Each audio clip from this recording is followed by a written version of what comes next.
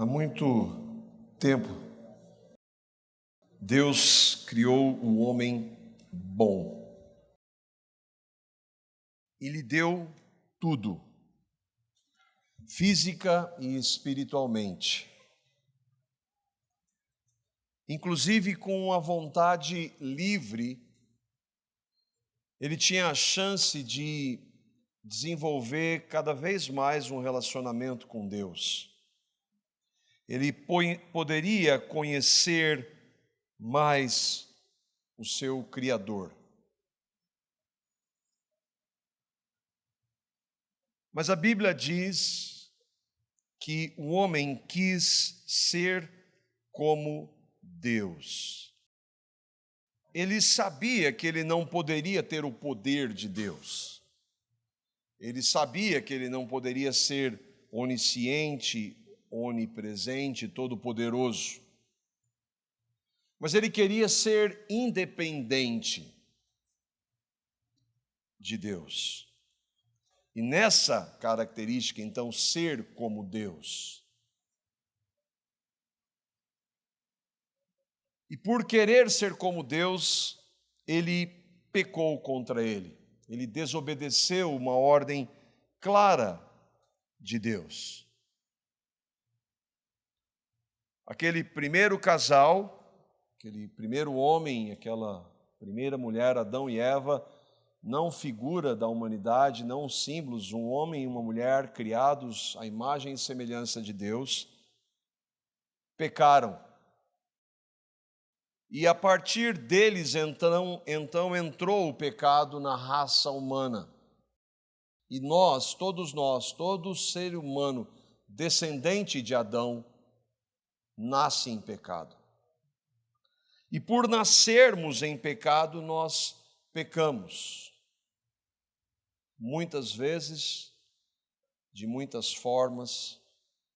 Pecamos em atos, em palavras, no que ouvimos, no que vemos, no que pensamos. Pecamos contra Deus. Nós damos uma palavra para aquele momento em que o pecado entrou, a queda do homem no pecado. Essa queda distorceu tudo. Todos os níveis, o universo foi afetado por causa do pecado. A Bíblia diz, inclusive, que esse universo espera a manifestação dos filhos de Deus.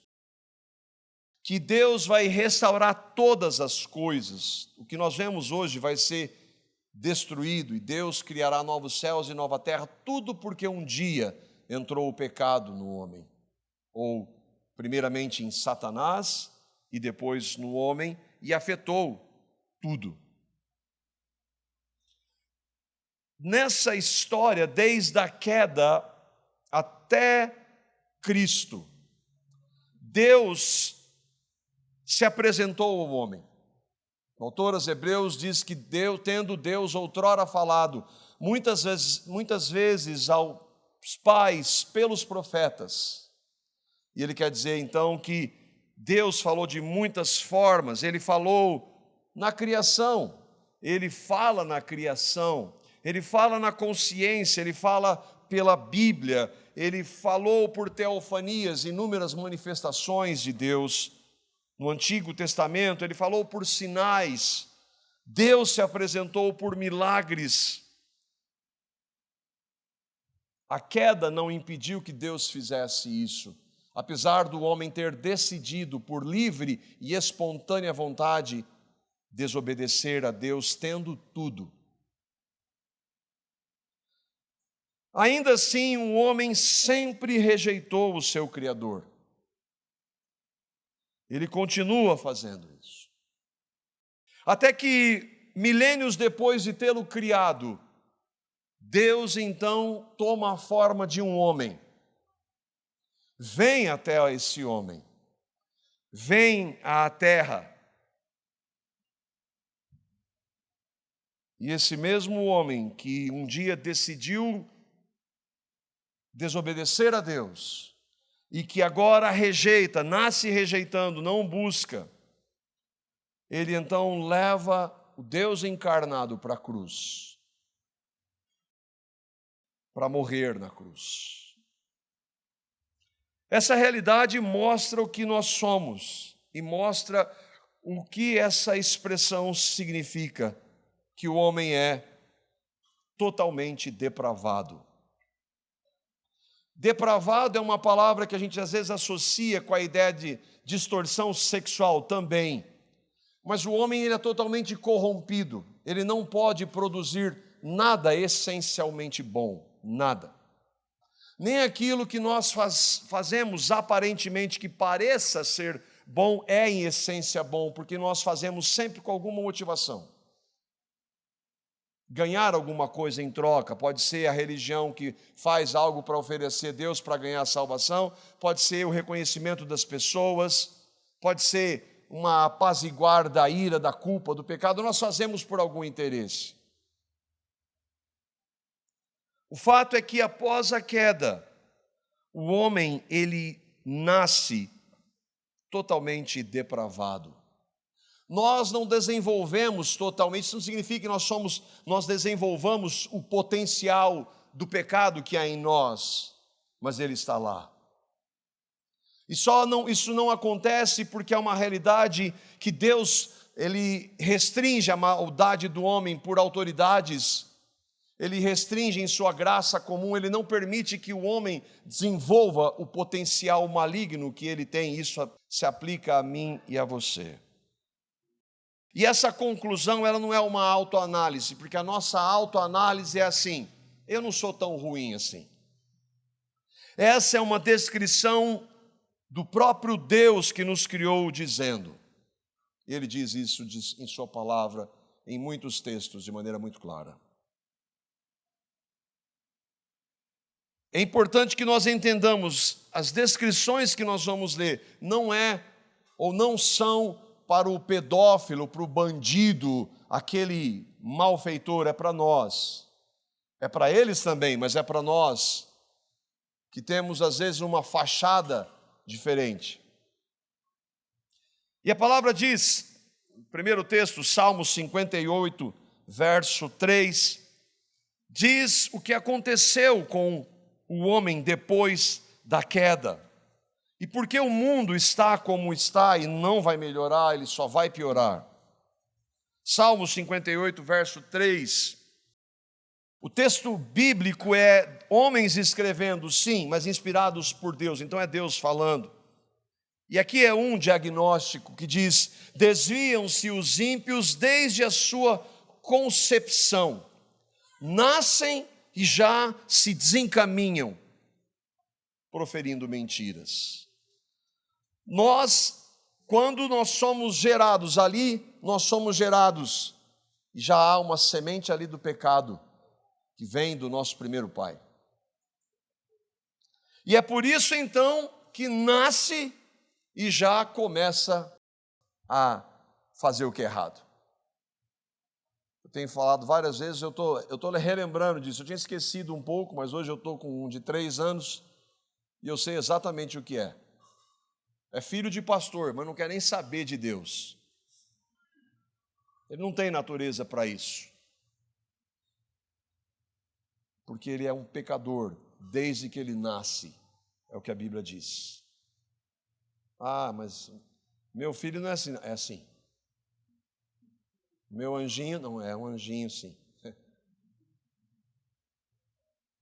Isaías capítulo 1, versículo 6, essa descrição, ela fala de uma figura, é uma metáfora de doença, de chagas que há, mas a realidade é espiritual. Isaías capítulo 1, verso 6 diz que desde a planta do pé até a cabeça não há nele, no homem, coisa sã, senão feridas, contusões e chagas inflamadas, umas e outras não espremidas, nem atadas, nem amolecidas com o óleo.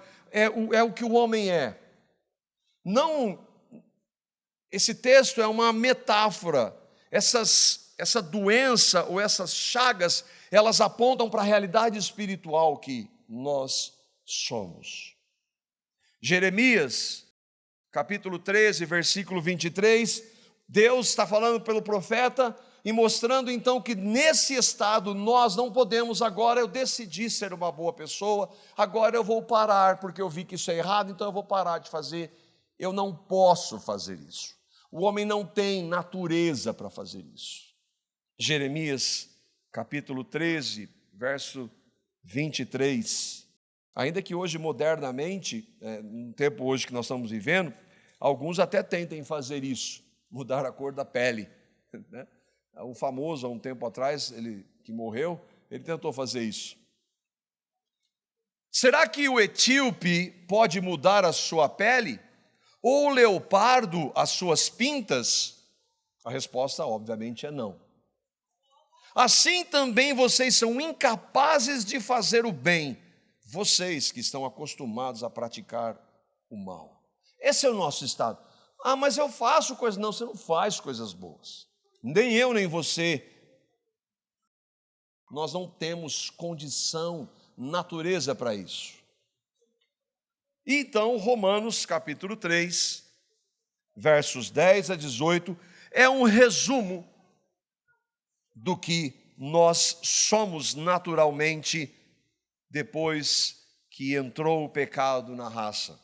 Romanos capítulo 3, versos 10 a 18, Paulo vai usar vários textos do Antigo Testamento e reafirmá-los no Novo Testamento. No capítulo 3 ele diz, dos versos 10 a 18, como está escrito, não há um justo nenhum sequer.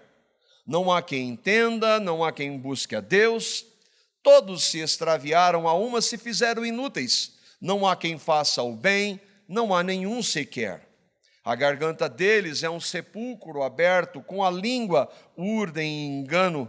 Veneno de víbora está nos seus lábios, a boca eles têm cheia de maldição e amargura. São os seus pés velozes para derramar sangue, nos seus caminhos a destruição e miséria. Desconheceram o caminho da paz, não há temor de Deus diante dos seus olhos. Aqui temos alguns textos que retratam a total depravação do homem por causa do pecado.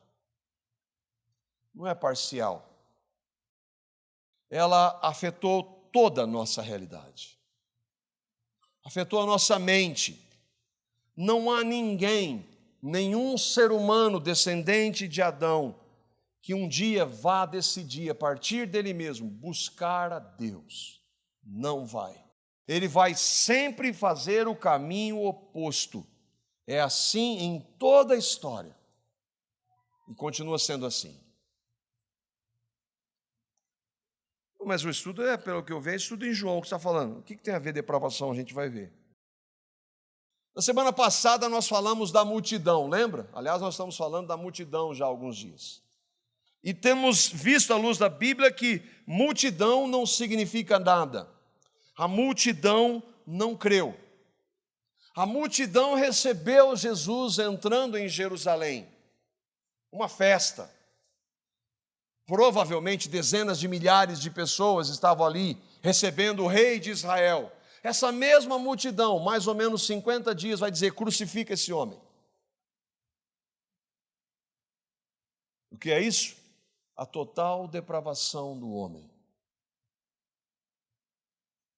Evangelho de João, capítulo 12, nós vamos retomar lá no versículo 37.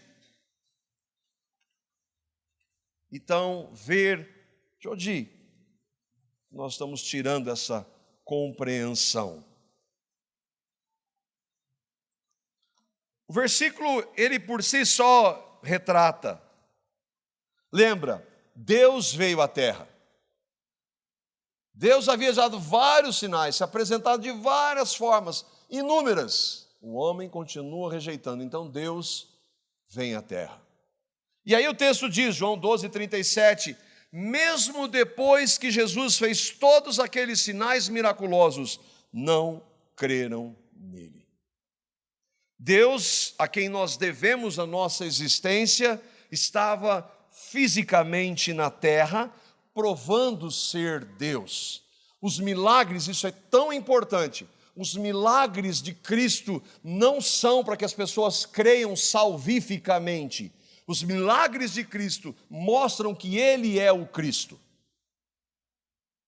Atestam que o homem Jesus é o Messias, o Cristo, o ungido de Deus. E Ele está mostrando que mesmo todos aqueles milagres, as pessoas não queriam o autor. Queriam os milagres, a multidão ia atrás das bênçãos e não de Cristo. Deus se apresenta, provando ser Deus, mostrando a nossa realidade de pecado. Ele se apresenta como a luz, a verdade, a vida, o caminho. Ele chama a todos ao arrependimento. Mas o que a multidão faz? Não crê nele. O mundo ainda assim o rejeita e prefere o pecado. Deus amou o mundo de tal maneira que deu o seu Filho, para que todo aquele que nele crê não pereça, mas tenha vida eterna. E o texto continua, mas os homens amaram mais as trevas do que a luz. A multidão não creu. A maioria das pessoas, quando Deus se fez homem, não creu. E nós podemos agora olhar à nossa volta. Quantas pessoas que eu e você conhecemos que creem em Cristo? É a maioria ou é uma minoria? E eu não estou nem dizendo daqueles que professam, mas não creem. Estou nem falando desse. E isso é, sem dúvida, é difícil. É doloroso para nós. A maioria das pessoas da minha família que já partiram foram sem Cristo. A grande maioria partiu sem Cristo, rejeitando a Cristo. Muitas delas religiosas, só fachada. É horrível dizer isso. É muito difícil analisar e ver isso. Mas o ponto é que a realidade não mudou, a humanidade ainda continua em sua total depravação. É importante que nós entendamos, à luz da Bíblia, não existem pessoas inocentes. Todos somos pecadores e outra, todos somos totalmente responsáveis. Ninguém vai chegar diante de Deus e falar, eu não sabia. Você sabia pela criação, você olha para a criação, sabe que existe um Deus. Sabia pela consciência do certo e errado que tem aí no seu interior. Você sabe que está fazendo coisa errada, mas você não busca a Deus. Você sabia que aos homens está ordenado morrer uma única vez e vem depois disso o juízo. Você sabia. Você sabia que depois da morte não acaba. Deus colocou no coração do homem a eternidade. Você sabia, mas mesmo assim você nunca buscou. E aqui, irmãos, é tão importante que nós entendamos. E aqui entra. Por que nós estamos tratando disso hoje? Que é o primeiro ponto das doutrinas da graça. Irmãos, Jesus não veio dar uma chance para um grupo de pessoas. Jesus veio salvar pessoas. Se ele tivesse vindo dar uma chance para essa estirpe que nós somos, nenhum de nós pegaria a chance. Nenhum de nós. Não se trata de que Jesus morreu na cruz para dar uma oportunidade para todos, não. Ele não veio dar uma oportunidade, ele veio morrer por pecadores. Todos, se fossem todos teriam crido.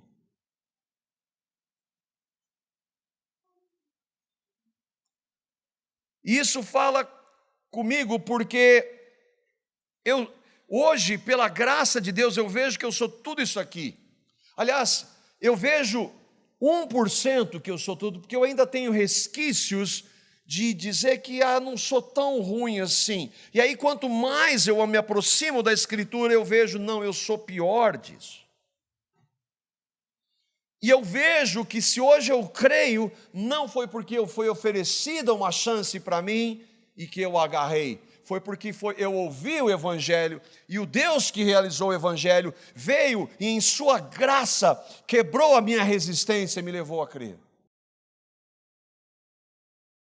Paulo foi categórico, não há ninguém que busque a Deus, não se dá chance para alguém que não quer a Deus.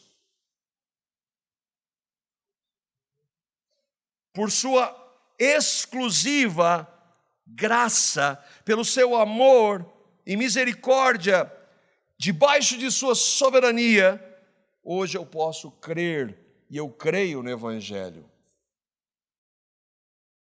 A pergunta é: você crê no Evangelho? Houve um momento em sua vida que você reconheceu isso, que você viu que você é um pecador. Nós nunca vamos ver quão pecadores nós somos.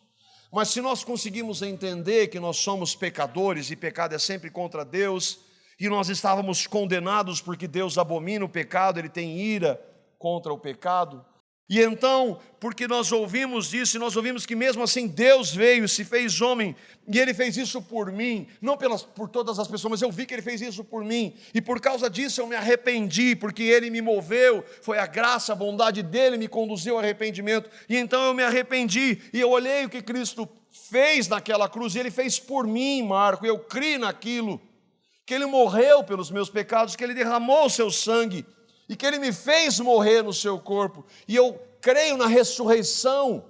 Se eu creio nisso, foi porque Deus não só lançou o Evangelho, mas Ele me levou a crer no Evangelho, por caso contrário eu jamais creria. Se você crê no Evangelho, Deus fez tudo.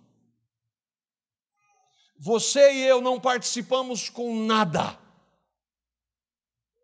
Se você creu no Evangelho, deixa eu fazer uma pergunta, você tem a coragem de dizer que você aceitou Jesus, que você escolheu Jesus, o João e a Maria não?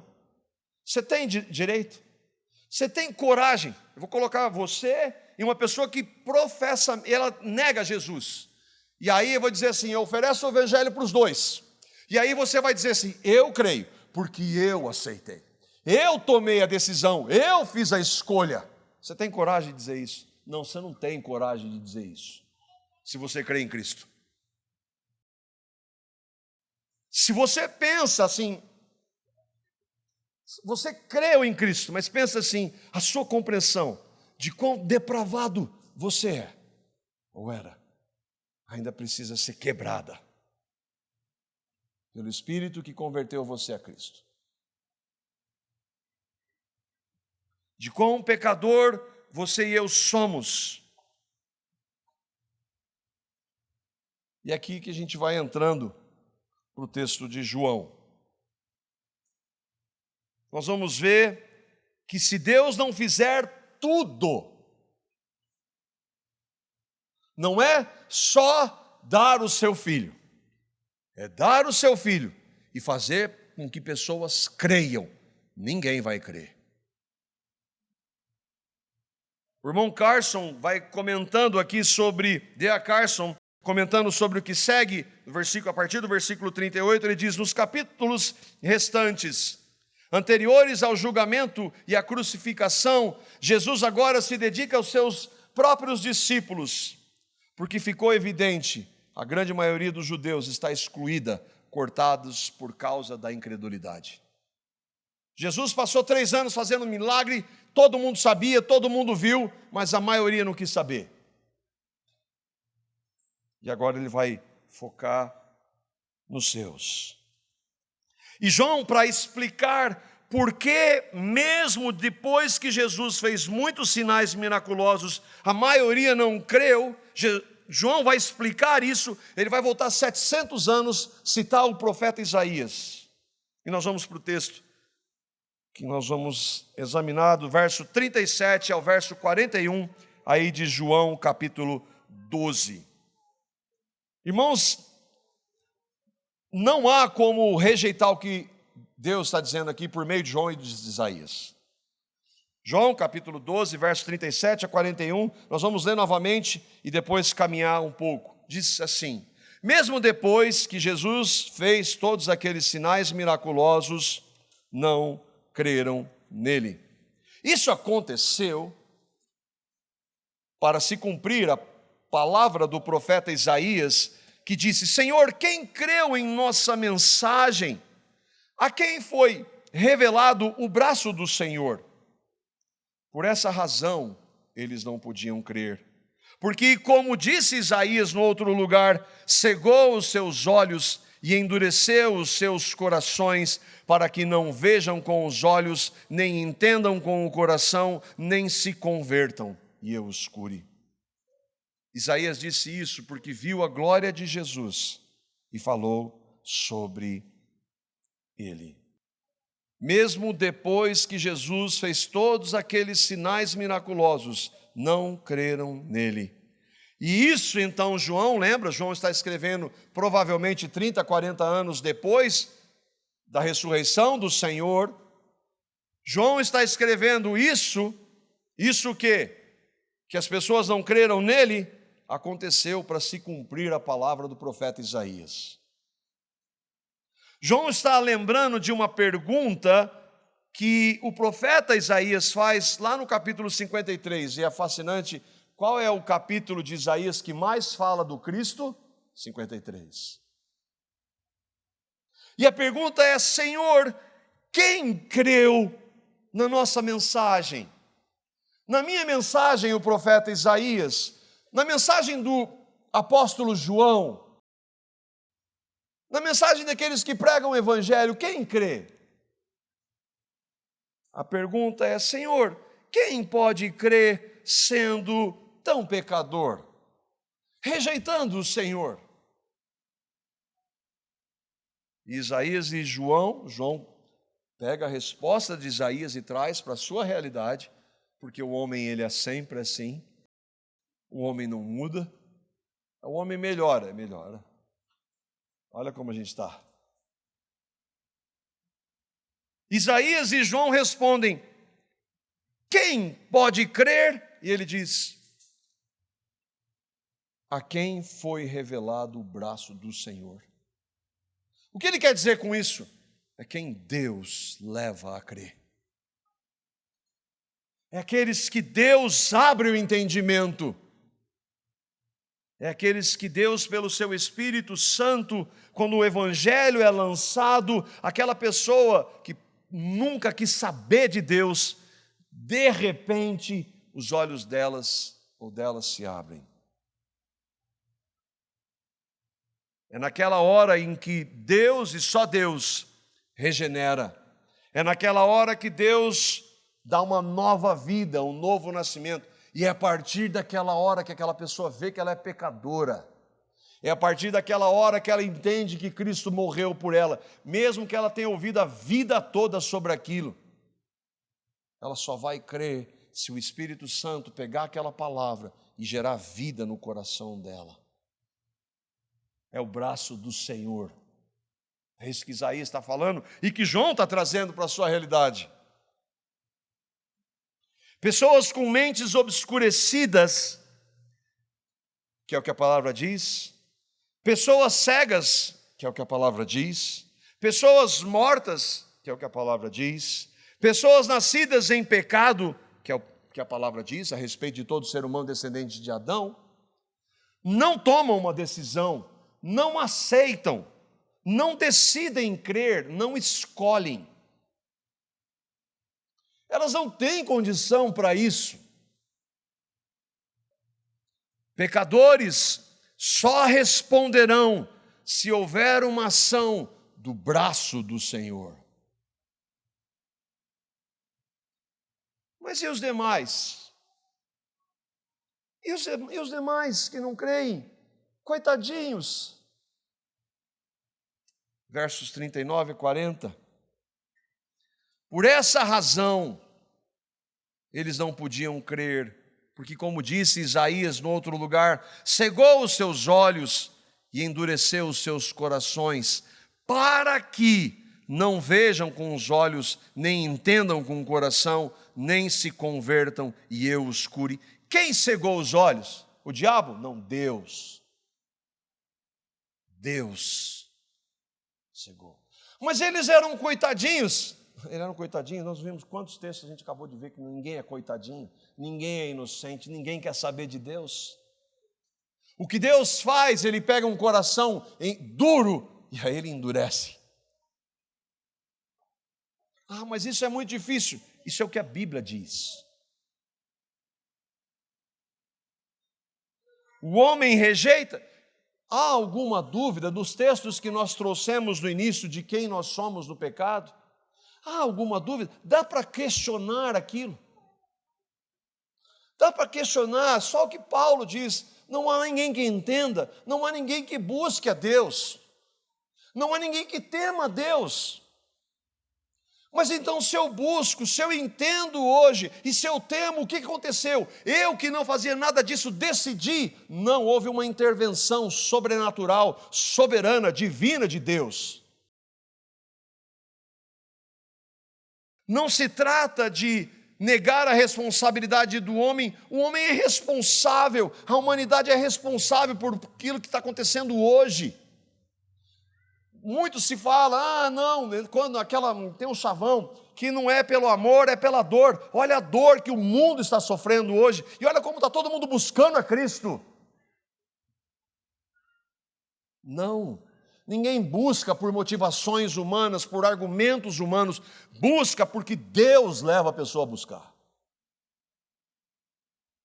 Nós vimos na semana passada, Deuteronômio capítulo 29, verso 3 e 4, é sempre a mesma coisa, é a mesma realidade. Jesus fazendo milagres, e os homens e os religiosos querendo levar para a cruz, e a multidão querendo milagre, mas não quer ser confrontado com cruz. Olha o que Moisés vai dizer para o povo, e olha a reação do povo, aquele povo que foi liberto, que Deus também fez muitos sinais. Moisés convocou todos os israelitas e lhes disse: os seus olhos viram tudo que o Senhor fez no Egito ao faraó, a todos os seus oficiais, aos oficiais do faraó e a toda a sua terra, como Deus acabou com aquela terra pagã. Com os seus próprios olhos vocês viram aquelas grandes provas, aqueles sinais e grandes maravilhas. Agora, maravilha, sigamos a Deus. Mas até hoje, o Senhor não lhes deu mente para que entenda, olhos que vejam e ouvidos que ouçam. O povo saiu louvando a Deus no deserto, era um louvor, era uma maravilha. Por quê? Mas como é que pode um homem com tantas bênçãos, com Deus fazendo tanta coisa, ainda assim não quer? Porque ele é assim, porque nós somos assim. O que Moisés escreve é que se o Senhor não der às pessoas mente para entenderem, olhos para verem e ouvidos, não é? Eu estou falando de espiritual. Eles tinham mente, eles tinham olhos, eles tinham ouvido, mas eles não conseguiam ver a realidade. E é assim hoje, e é assim com Jesus, e é assim quando você prega o evangelho para uma pessoa, ela não crê, ela não quer.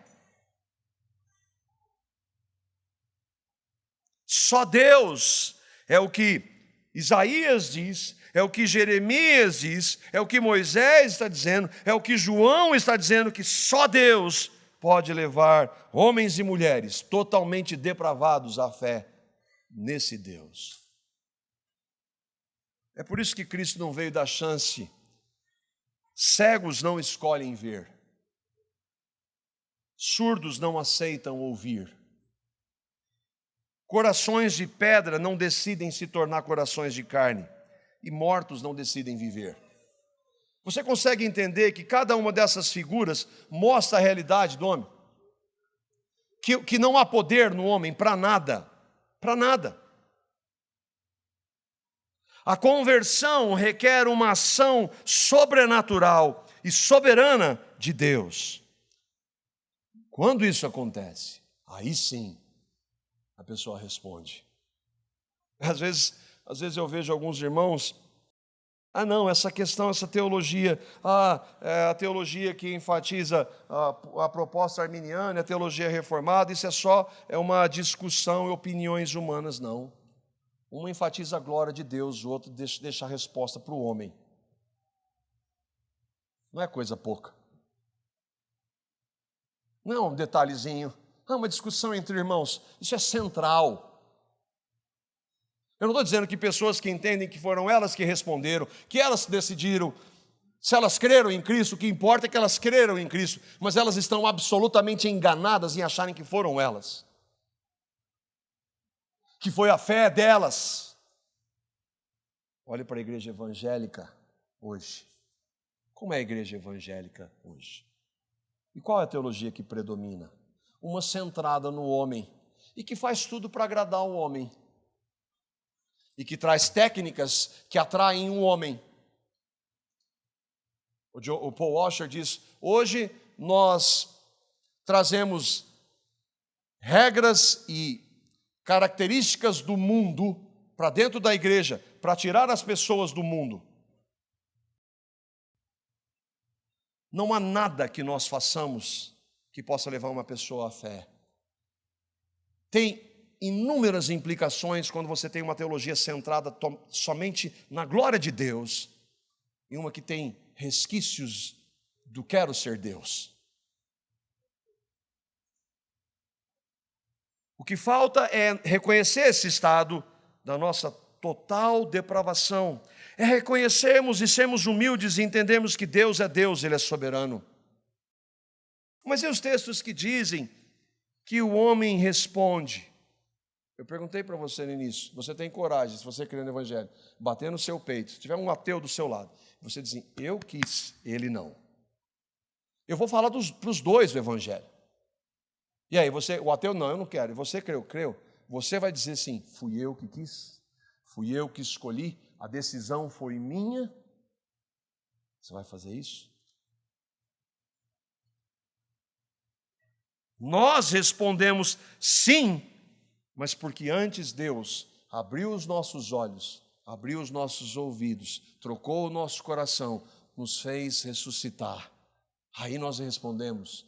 Deus gera vida para que então nós possamos crer. Caso contrário, nós nunca vamos crer e vamos ser sempre responsáveis por ter rejeitado.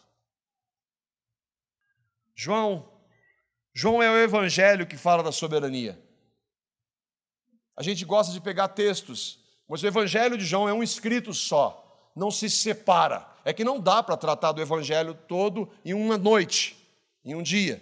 Mas ele é um livro só. E nós vamos ler todos os textos com uma base. João capítulo 6. Mas é só para mostrar que é Deus que faz tudo. João 6. Os versos 44 e o verso 65. É Jesus que está dizendo: ninguém pode vir a mim se o Pai que me enviou não o trouxer. Venham todos que estáis cansados e sobrecarregados, e eu vos aliviarei. Jesus disse isso. Ele chama todos. O chamado do Evangelho, Jesus falou assim, ide por todo mundo e pregue o Evangelho a toda criatura. Quem vai? Vai quem o Pai levar. E os outros? Os outros não vão porque não querem, porque amam o seu pecado. Verso 65. Ninguém poderá vir a mim, se pelo Pai... O que diz o texto? João 6. Que ninguém pode vir a mim, se pelo Pai não for o quê? Concedido. O que é concedido? Dado. Se Deus não der, ninguém vai. João 8, 46 e 47. Se eu vos digo a verdade, é Jesus dizendo, por que razão não me credes? Ué, mas não é óbvio? Aí Jesus vai responder por quê?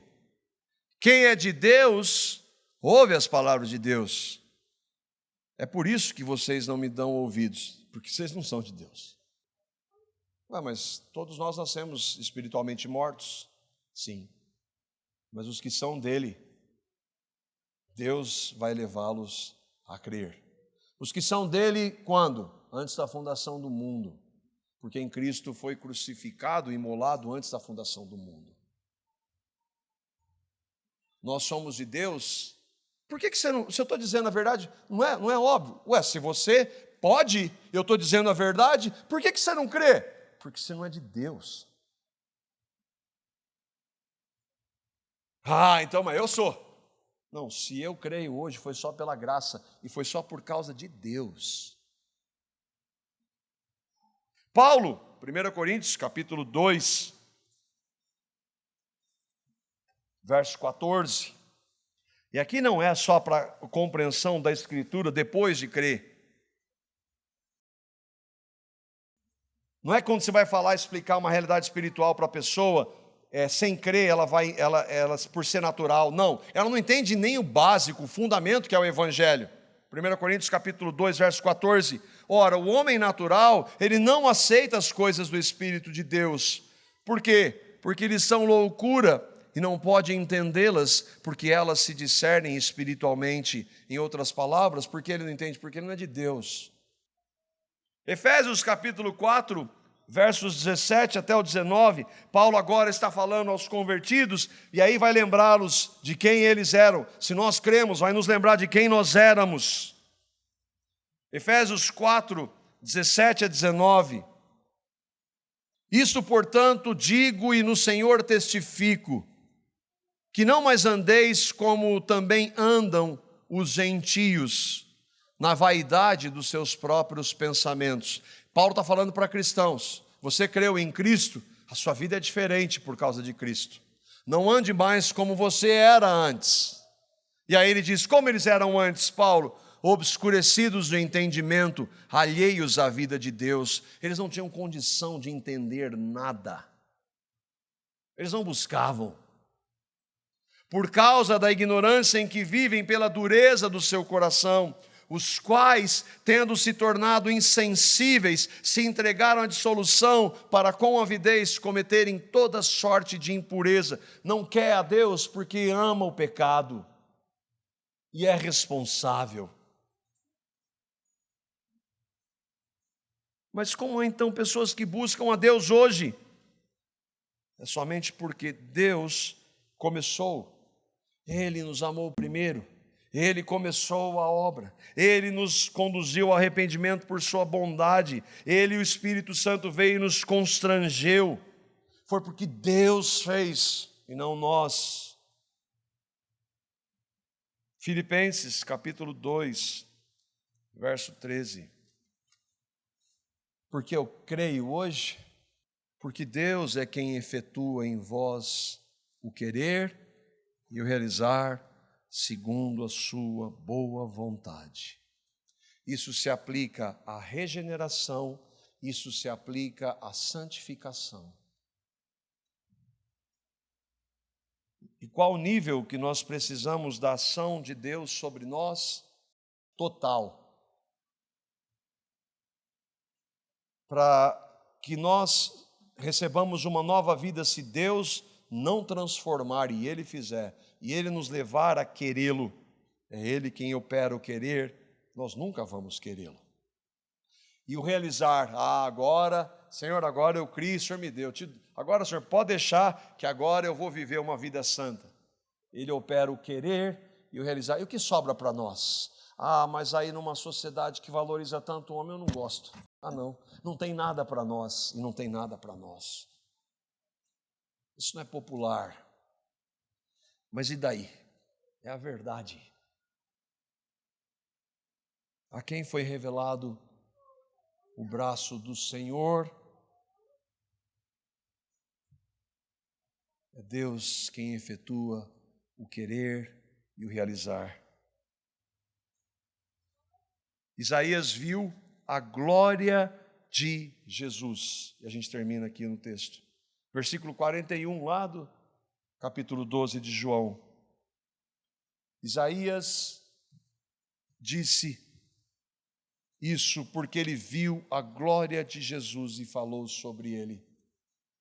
Isaías estava anunciando o profeta. Hoje de manhã nós vimos como a palavra de Deus apontava, no Salmo apontava para o ungido. Ungido, a palavra ungido é Messias. é Cristo. E como todo o Antigo Testamento aponta para Cristo, porque só Cristo pode.